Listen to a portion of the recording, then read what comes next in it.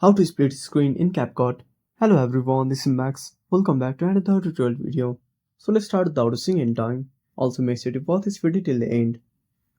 So first of all, open up CapCut on a device. Now simply tap on New Project. Now select the first video. Now tap on Add. Now simply tap on Overlay. Now tap on Add Overlay. Now select the other clip and click on Add. Now adjust the position of the videos. Now once you are done with that, select the first clip. Now at the bottom menu, scroll to the right and simply tap on Mask. Now select Horizontal.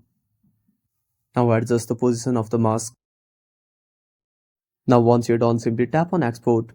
And that's it. Thanks for watching. Make sure to subscribe our channel and hit the bell icon. See you in the next video.